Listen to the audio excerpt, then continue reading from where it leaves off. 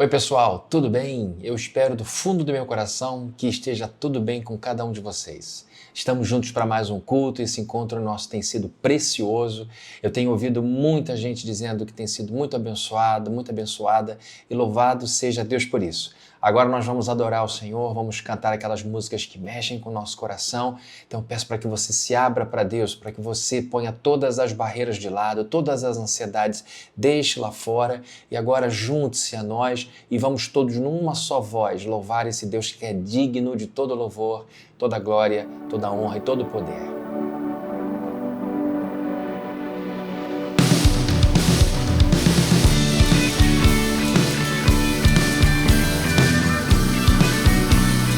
Adoramos Jesus, te exaltamos, só Tu és digno, Senhor.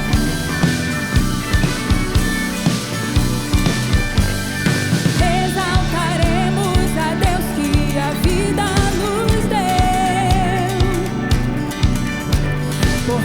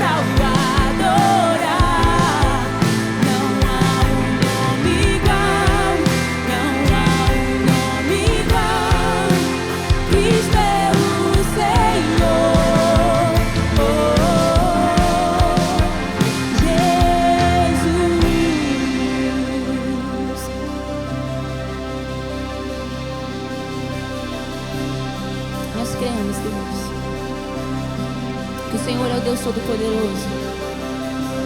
E nós cremos que o nome de Jesus é o único nome que salva.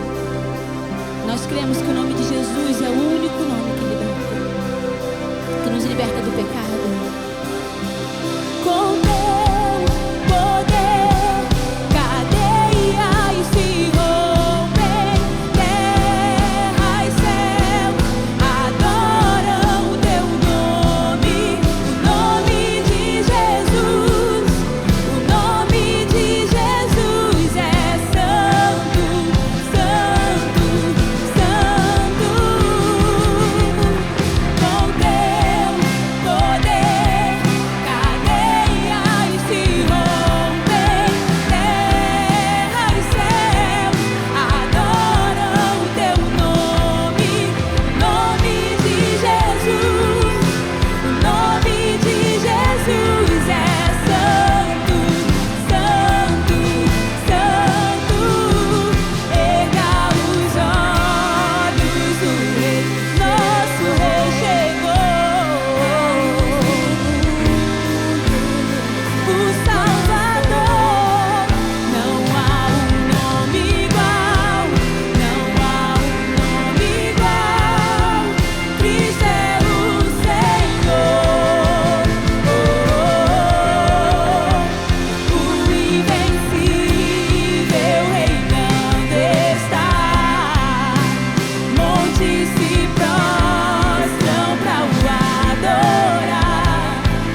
Não há um nome igual, não há um nome igual, não há um nome igual, não há um nome igual. Jesus,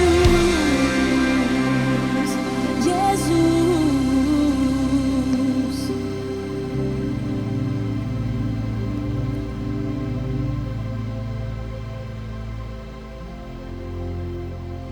Queridos, nós temos muitos motivos para louvar a Deus, para dizer que Ele é bom e a sua fidelidade dura para sempre. Nós estamos há 15 domingos sem culto presencial.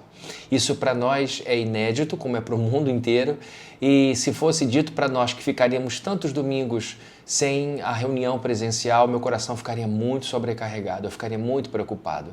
Porém, o meu coração tem estado em paz, porque nesses domingos todos, nessas semanas todas que nós já atravessamos, temos conseguido pagar todas as contas da igreja. Estamos com as contas rigorosamente em dia. E não só isso, nossas igrejas que estão sendo plantadas estão recebendo ajuda também, estão sendo suportadas por vocês da Plena de Caraí. Sou muito grato a Deus por isso. E além disso, vocês têm acompanhado aqui o depoimento de pastores, de líderes, de pessoas que estão recebendo uma ajuda especial da nossa igreja. Nós estamos muito gratos a Deus. Há 2 semanas recebi o pedido de um missionário que está numa situação muito difícil, evangelizando uma região do mundo muito complexa e por isso tão pouca informação para manter a segurança dele e de sua família intacta.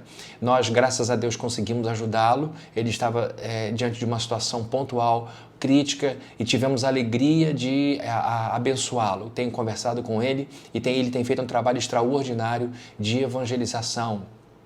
Muito corajoso, ele e a sua família. Então louvamos a Deus por isso e pedimos ao Senhor que proteja mais essa família. Tudo isso porque eu tenho visto o quanto essa igreja confia no Senhor, o quanto essa igreja atribui a sua prosperidade ao Deus Todo-Poderoso. Há um texto que o Milton vai projetar para nós, que se encontra no livro de Deuteronômio, capítulo número 8, versos 17 e 18. Esse texto é lindo.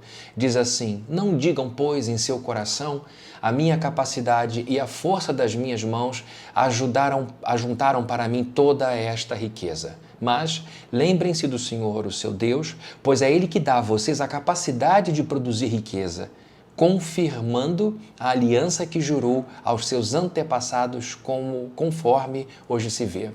O texto que se encontra nessa passagem de Deuteronômio era uma advertência para o povo que estava para entrar numa terra que manava leite e mel. Então, a promessa de Deus para o povo era uma promessa de prosperidade, de êxito, sucesso, progresso. Mas o povo deveria, depois de instalado, lembrar-se sempre de que Deus era o responsável pela riqueza deles e não seus próprios esforços. Eu sou muito grato a Deus porque pastorei uma igreja que, pela bondade de Deus, tem sido uma igreja de prosperidade. Comparados com a média brasileira, nossa igreja é uma igreja muito privilegiada. Louvamos a Deus e por isso nossa responsabilidade para com outras igrejas que precisam da nossa ajuda. Louvamos a Deus porque cremos que o sucesso da Plena, o êxito da Plena, o progresso da Plena não tem nenhuma outra fonte senão a própria bondade de Deus. Pela bondade de Deus chegamos aqui, pela misericórdia de Deus estamos nesse lugar. Todas as estratégias, decisões que nos levaram ao êxito, que tem nos trazido ao sucesso, advêm de um só lugar, não do nosso braço, não do nosso cérebro, mas sim, nossos braços e cérebros são alimentados pela energia, pela força desse Deus. E louvamos ao Senhor e tributamos a Ele toda a honra por esse sucesso. Eu quero te agradecer de todo o coração por sua fidelidade, por seu cuidado, por seu carinho. Nós estamos estendendo os nossos braços para além do nosso endereço. A Plena não pensa apenas em si mesma. E nesta crise Deus nos deu uma missão especial, que é estendermos a nossa ajuda, estendermos o nosso progresso a pessoas que estão em linha de frente, em lugares muito difíceis, precisando do nosso apoio. Com muito orgulho a gente faz isso. E até quando pudermos, enquanto o Senhor nos mantiver nesse caminho de prosperidade, de bênção, nós faremos. Louvado seja o Senhor por isso. Muito obrigado a você que tem entregue o seu dízimo, a sua oferta de todo o coração. Eu quero te agradecer por sua fidelidade, porque são 15 domingos afastados e louvado seja Deus porque estamos hoje em dia, com as nossas contas. E mais uma vez me dirijo a você que não está conseguindo, fique em paz. Olha, uma coisa que eu aprendi nesses meus quase 30 anos de convertido, dinheiro vai e vem. Dinheiro é uma coisa absolutamente volúvel. Essa coisa de dinheiro mexendo com o nosso humor não dá certo. Então, que você possa dizer, hoje eu estou numa situação difícil, mas não vou permitir que isso me entristeça. Em algum momento eu vou voltar à normalidade e eu vou conseguir contribuir outra vez. Eu ouço várias pessoas dizendo, pastor, eu quero contribuir, mas não consigo. Queridos, fiquem em paz. Se esta for a situação de alguns de vocês, que vocês estejam em paz e colocando a energia de vocês em outro lugar, não nesse lugar de tristeza, tá bom? O Senhor conhece a nossa vida e graças a Deus, irmãos que estão podendo, estão ofertando e como eu tenho dito, as pessoas que não podem estão sendo cobertas por aquelas pessoas que podem. E assim temos visto o Senhor atuar nas nossas vidas e tenho absoluta certeza de que você que está cobrindo a oferta de quem não pode, você que está aumentando o aporte de recursos na Plena, pensando nesses irmãos que não estão conseguindo, olhem para mim, vocês prosperarão muito. Deus tem visto o coração de vocês. Continuem sendo generosos. Generosidade é uma bênção e traz consequências maravilhosas para a nossa vida. Muito obrigado. Que haja paz no coração de todos. Que haja paz no coração de quem tem aumentado o aporte. Deus vai cuidar de você. Que haja paz no coração de quem não tem conseguido. Vai chegar o seu momento de você cobrir quem não pode e de abençoar outras pessoas. E você não nos abençoa apenas com dinheiro. Você nos abençoa com a sua presença. Você nos abençoa com o seu amor. Você nos abençoa com o seu tempo, com o seu serviço, com o seu carinho, com o seu bom testemunho. Então não pense que dinheiro é a única maneira de você ofertar com a Plena. Você oferta com tudo isso que eu acabei de dizer, tá bom? Que Deus te abençoe muito e que a gente continue caminhando assim, de mãos dadas, unidos nesse momento difícil que já vai passar.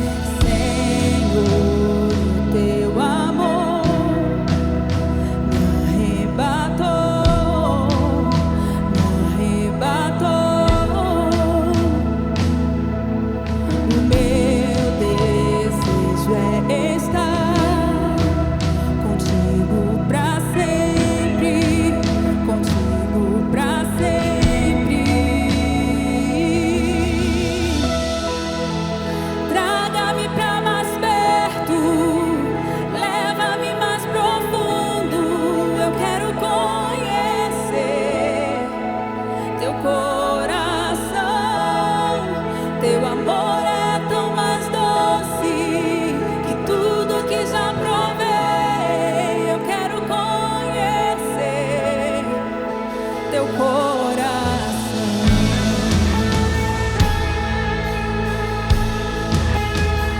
teu coração,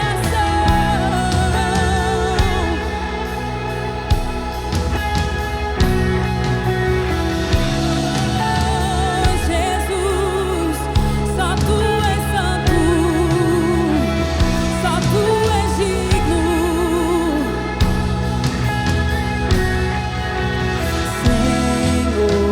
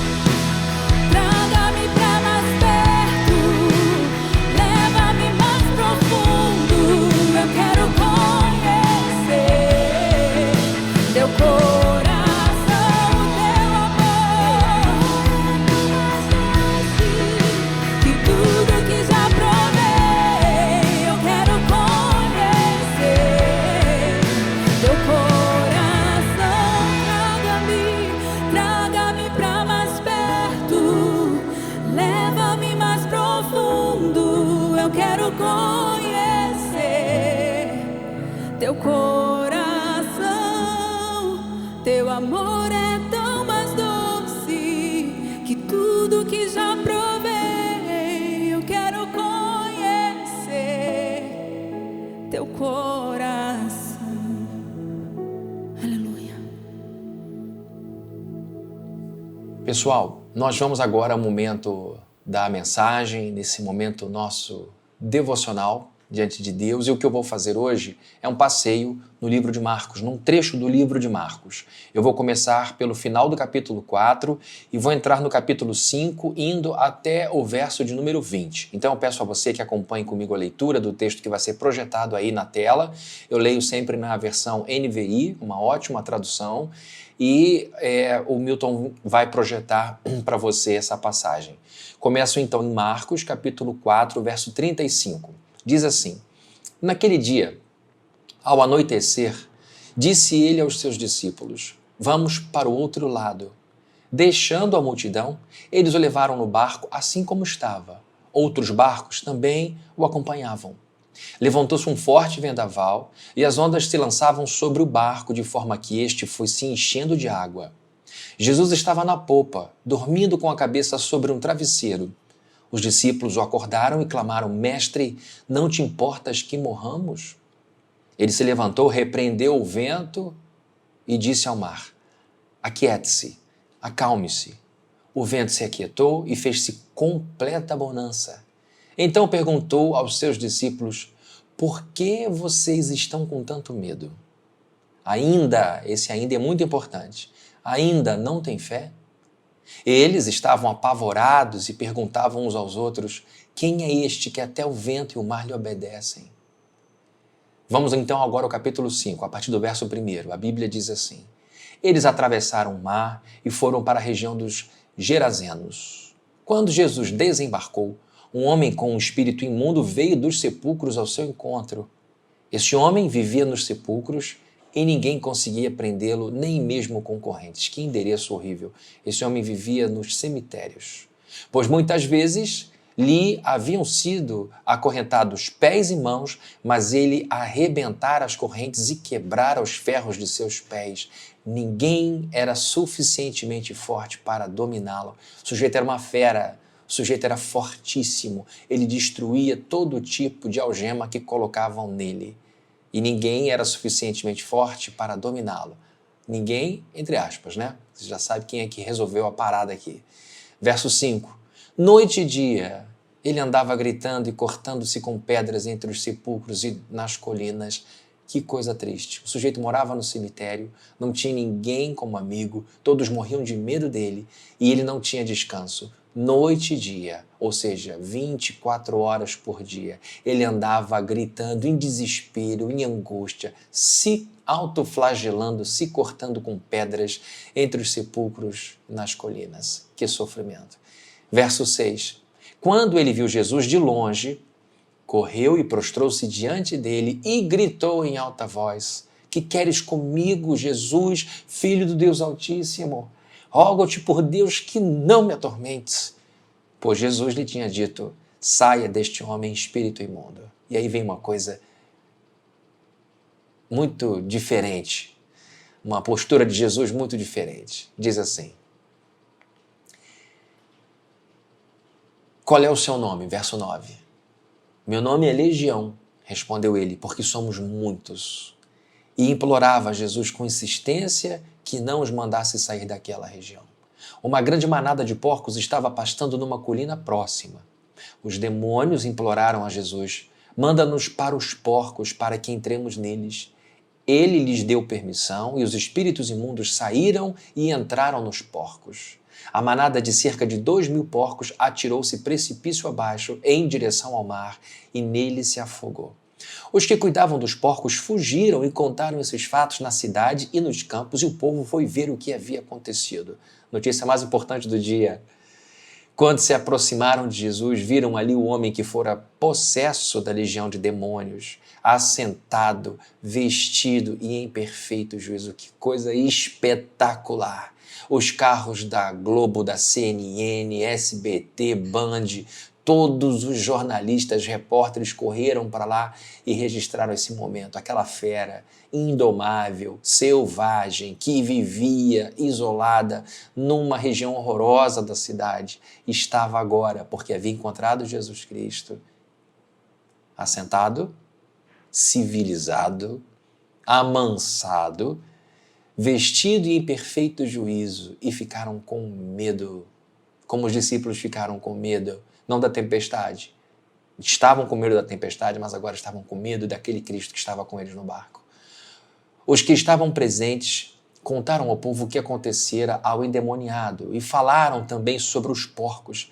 Então o povo começou a suplicar a Jesus que saísse do território deles. Que coisa estranha. Verso 18. Quando Jesus estava entrando no barco, o homem que estivera endemoniado suplicava-lhe que o deixasse ir com ele. Jesus não permitiu, mas disse: vá para casa, para a sua família, e anuncie-lhes quanto o Senhor fez por você e como teve misericórdia de você. Então aquele homem se foi e começou a anunciar em Decápolis o quanto Jesus tinha feito por ele. Todos ficaram admirados. Queridos, os textos que eu li agora são tão lindos, são tão fáceis de compreender, que o meu medo é de tentar aqui, de alguma forma, explicar o texto e acabar empobrecendo a mensagem, o que seria impossível. Mas eu não posso deixar de tecer alguns comentários sobre essa passagem, sobre mensagens que vêm ao meu coração e que eu espero que sigam também para o coração ou para os corações de vocês. Por que eu quis ler esse bloco de texto? Por que eu quis juntar uma passagem a outra? Porque trata-se de uma sequência muito dinâmica da vida de Jesus. Os textos anteriores mostram Jesus falando sobre o reino de Deus através de parábolas, usando algumas referências da natureza para poderem explicar para os seus discípulos o que era o reino de Deus e como seriam as coisas espirituais. E agora, eles, depois de uma série de palestras, têm um encontro, os discípulos têm um encontro com o poder de Jesus, não um poder intelectual, que era incrível, mas agora com o poder do Senhor Jesus sobre as forças da natureza e sobre as forças do mundo espiritual. Na primeira passagem em que a gente leu, encontramos Jesus Cristo muito cansado, depois de um dia intenso de trabalho, exausto, dormindo dentro de um pequeno barco. E no meio da travessia, eles foram cometidos por uma tempestade de vento. E aquele vento que os tomou fez com que os discípulos, alguns deles pescadores, ficassem em desespero. E aquele desespero os levou a várias reações de angústia. E num ímpeto, um dos apóstolos vai ao Senhor e de uma forma angustiada diz: não te importas com o nosso cenário, não te importas com a nossa morte iminente, o Senhor vai continuar indiferente. Antes da gente sair jogando pedra sobre esse discípulo, é importante a gente lembrar da nossa própria vida, quando naqueles momentos de desespero, naqueles momentos de muita dor, falamos coisas muito duras, muito difíceis, sem pensar ao nosso cônjuge, aos nossos filhos, a alguns amigos. Então é da natureza humana, quando acuados por uma situação de desespero, é da nossa natureza que aconteça coisa desse tipo. Então agora esse discípulo está sendo humano, como nós somos humanos, e de uma forma indelicada, mas dentro de um desespero, vai a Jesus Cristo e de maneira muito desesperada diz algo desse tipo: o Senhor não se importa conosco? Vai continuar dormindo desse jeito? Então a Bíblia diz que o Senhor se levanta e diz ao vento e ao mar para que eles se aquietem. Nesse momento em que Jesus Cristo aquieta tudo, os discípulos começam agora a mudar o foco do temor. Eles notam que aquele vento forte, eles percebem que aquele mar bravio, ficam mansos, como no fim de tarde, ou como no início de manhã, como costuma ser, aquela maré lisa, sem vento quase nenhum, e tudo passa a ser uma enorme calmaria. E o Senhor olha para eles como um bom professor e percebe que ainda havia muito caminho para os seus alunos percorrerem. Ele faz uma pergunta: por que vocês estão com tanto medo? A pergunta de Jesus Cristo revela uma frustração. A pergunta de Jesus Cristo mostra que ele esperava de seus discípulos uma outra resposta. Para nós é difícil, do nosso ponto de vista humano. Como assim? não ter medo numa situação como essa. Mas Jesus esperava de seus discípulos uma outra atitude, uma outra postura. E o que ele diz depois, uma segunda pergunta que ele diz, ainda não tem fé? Ainda não tem fé? Esse tem aqui é no plural. Ele está perguntando isso a todos os discípulos. Por que esse ainda?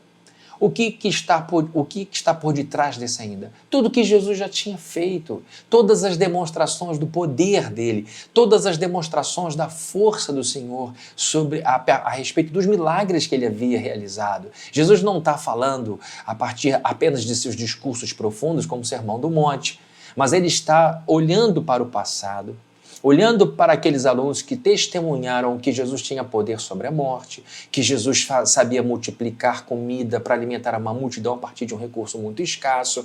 Então o Senhor olha para os seus discípulos e com alguma perplexidade, e lembrem-se, aqui não há ódio no coração de Jesus e aqui não há ressentimento por ter sido abordado daquela forma. Aqui há a perplexidade de um professor que sabia que seus alunos tinham um conteúdo, tinham recebido um conteúdo.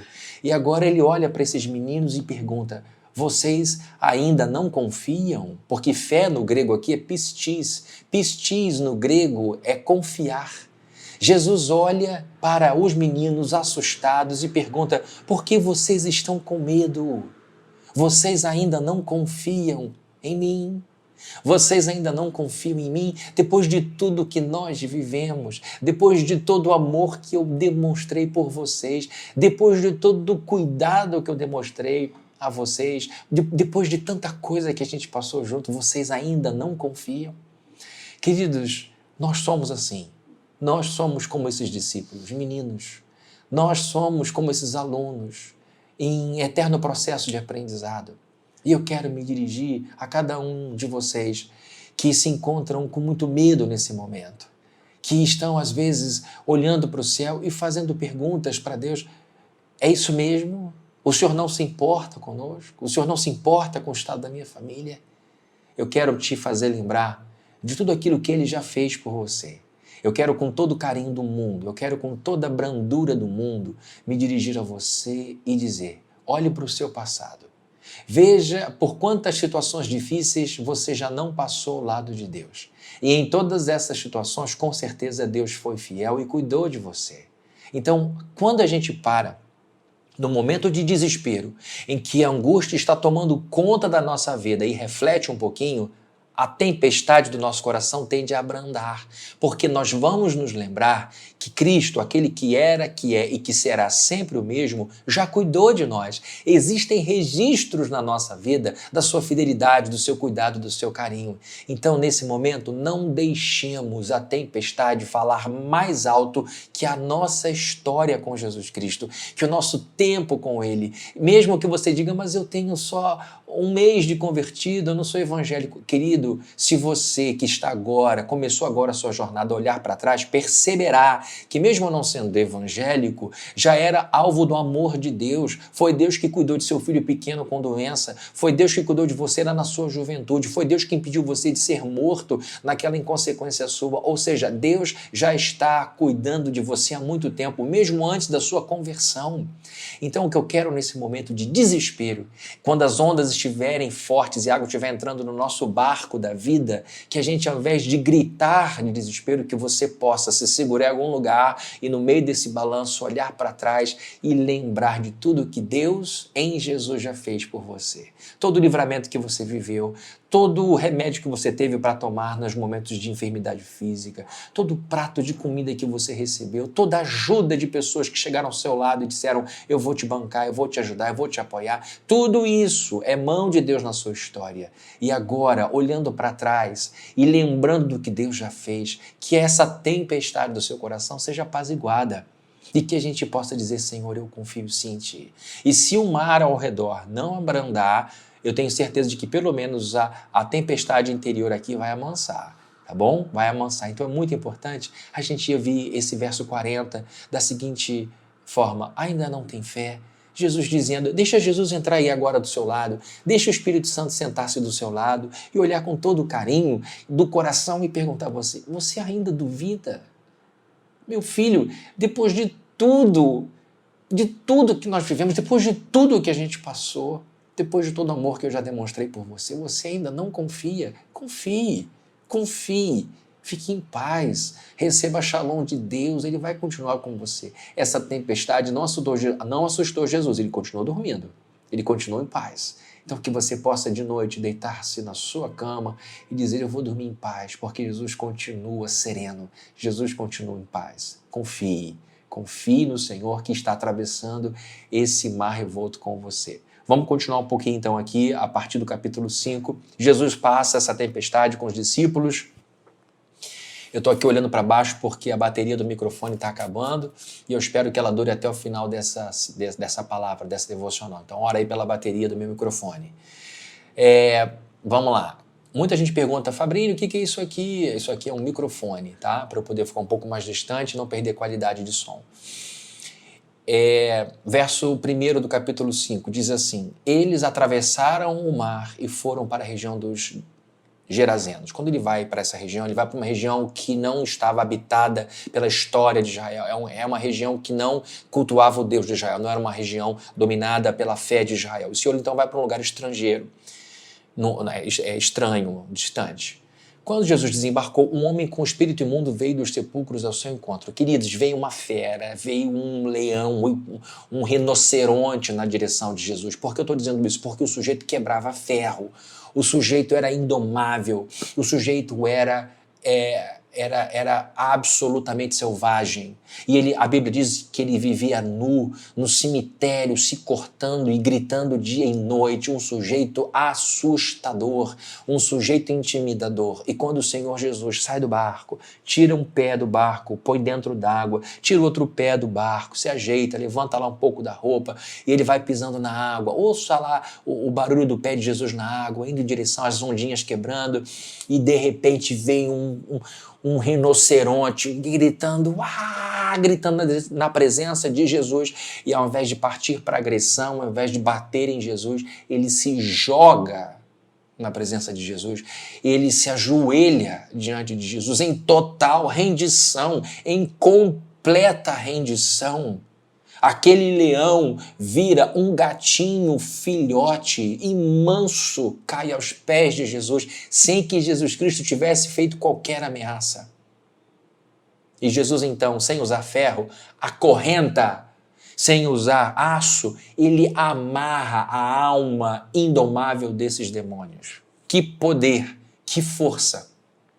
E depois de ter convencido seus discípulos que ele tinha poder sobre as forças da natureza, esses meninos dão de cara, na sequência, com uma outra aula de Jesus, o seu poder sobre o mundo espiritual, e de forma suave, num diálogo, queridos, nesses tempos de muita briga e polarização por causa de política e muitas outras coisas, Jesus dá um banho de civilidade aqui, dizendo que é no diálogo, na conversa, que a gente segue em frente, sem agressão e sem violência. Mas eu preciso voltar aqui, senão me perco.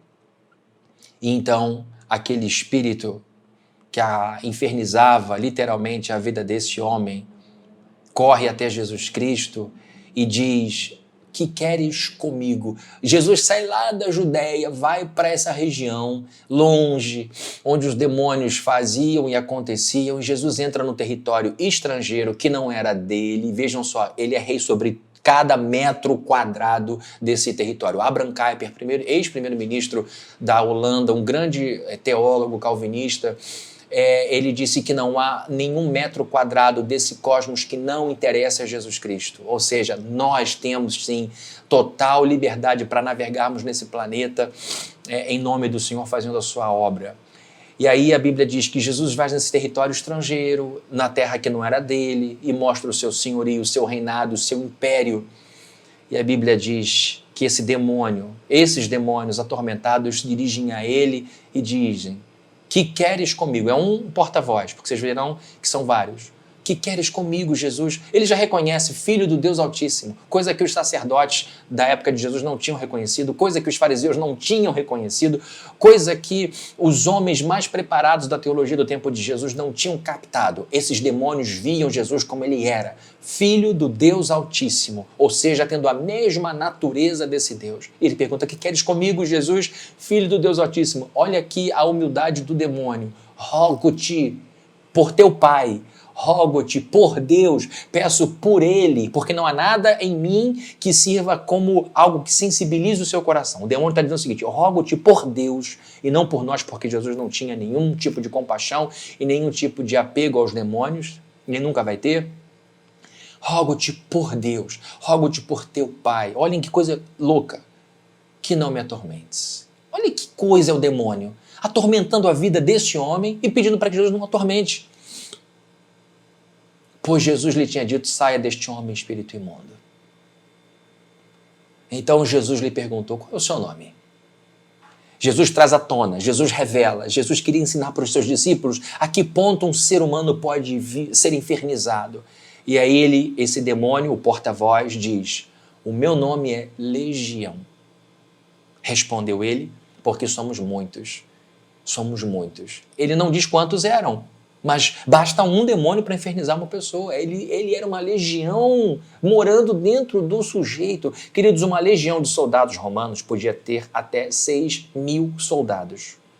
Eu não sei se chegou a 1.000 demônios, isso não importa. A questão é que havia vários dentro desse pobre sujeito. Daí a sua força, daí o seu descontrole, daí o seu tormento, daí o autoflagelo, a autodestruição. Ele implorava a Jesus com insistência que não os mandasse sair daquela região. Eles gostavam daquele lugar, eles se sentiam confortáveis naquele lugar.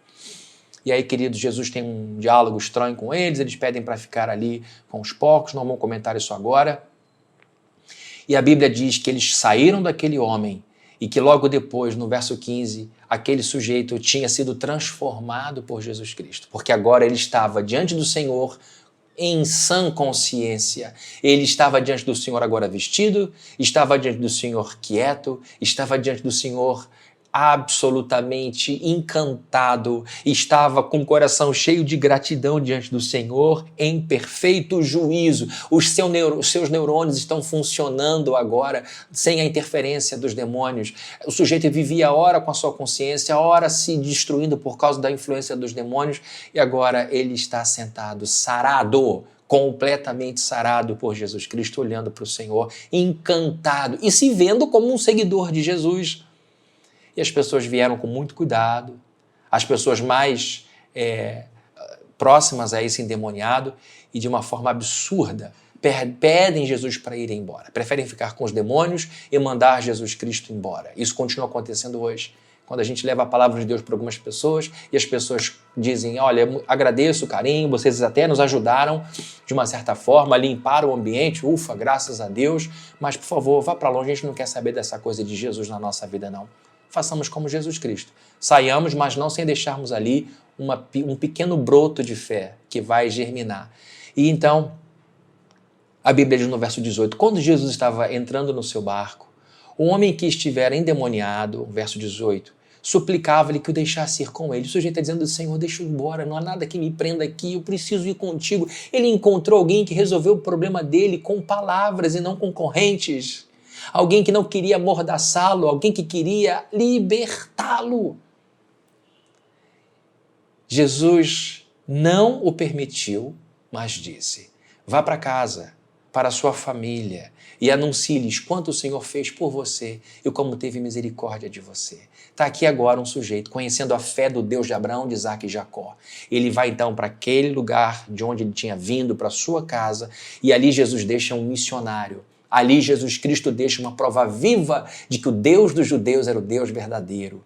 Então, queridos, nesse momento, Jesus Cristo o despacha e diz, olha, querido, eu amo você e eu preciso pensar estrategicamente. Eu estou sendo expulso aqui, mas eu comissiono você, eu dou a você esta incumbência. Fique aqui.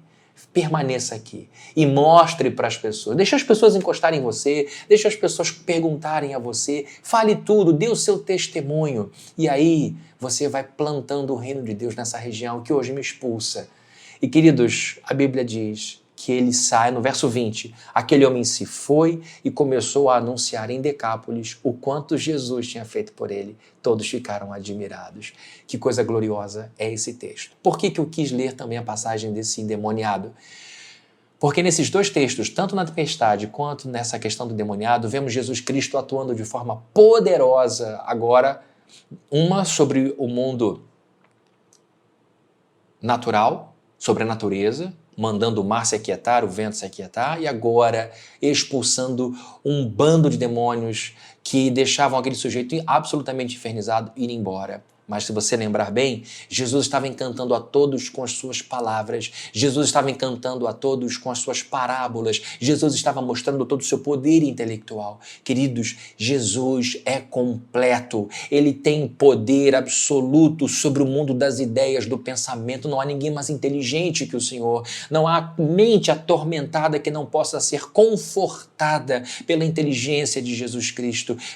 Se você é uma pessoa que tem muitas dúvidas quanto à fé, se você é uma pessoa que tem problemas intelectuais sérios para entender como isso tudo funciona, como é que eu ouço Deus falar comigo, como é que eu posso provar Deus, se você tem uma mente mais cartesiana, converse com Jesus. Ele sabe conversar, ele é inteligentíssimo e ele vai conseguir desembaraçar esses nós. Se você é uma pessoa que está assustada porque as coisas estão indo mal, se você é uma pessoa que está vendo que a empresa não vai bem, que está entrando água demais no seu caixa, que está entrando água demais nos seus negócios, chame Jesus para perto, pense na história toda que você teve com ele, ele cuidou de você lá, vai cuidar de você aqui e juntos vocês vão ver que o mar vai se aquietar dentro do seu coração e a paz vai voltar. Ou se você estiver enfrentando problemas de ordem espiritual, Senhor, tem alguma coisa aqui, minha casa está esquisita, tem uma energia muito estranha na minha casa. De vez em quando acontece aqui, tá, queridos? De vez em quando eu tenho que sair pela casa orando pelos cômodos, orando por alguns lugares, porque eu sinto que o mal está aqui.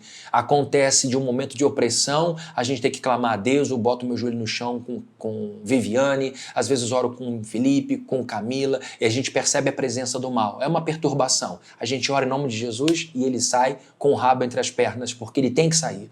Então, se o teu problema é de ordem espiritual, Jesus resolve também.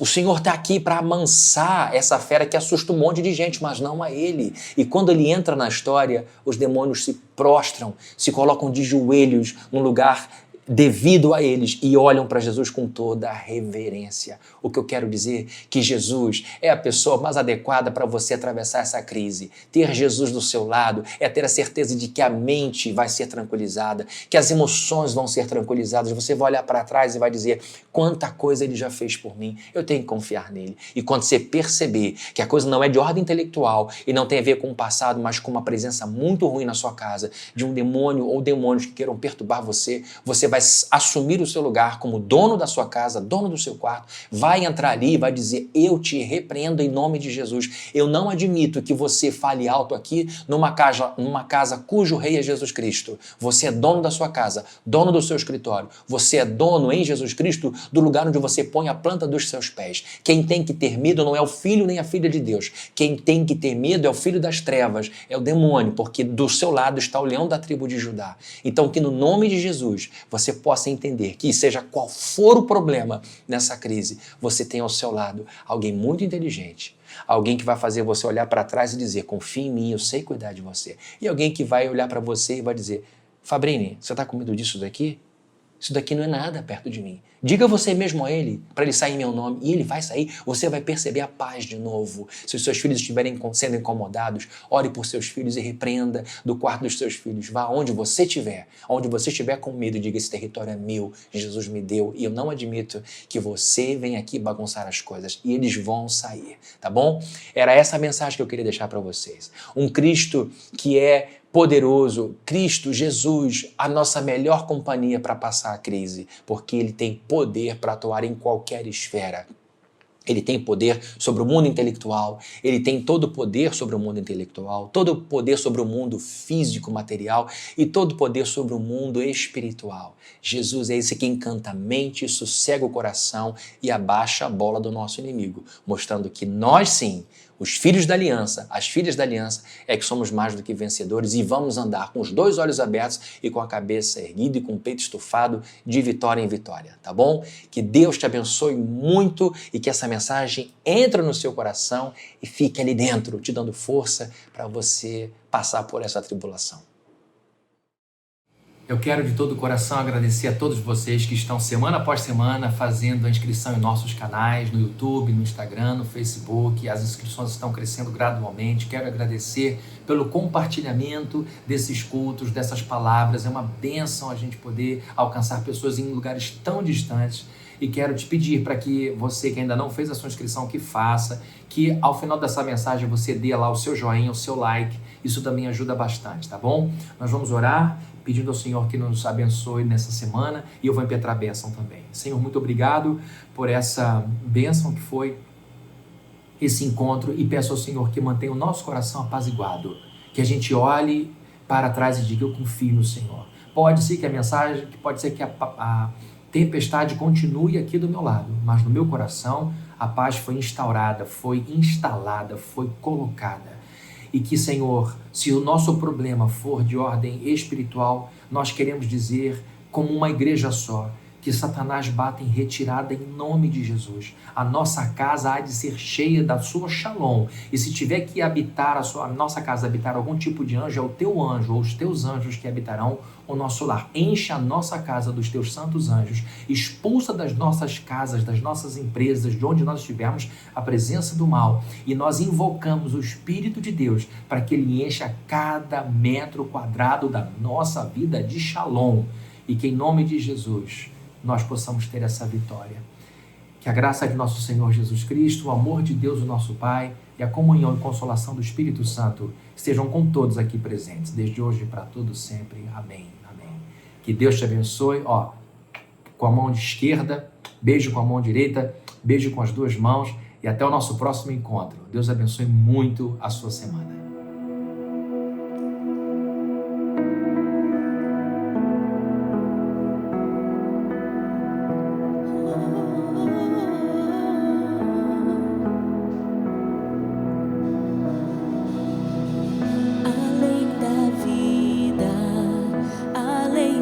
Trevas à luz,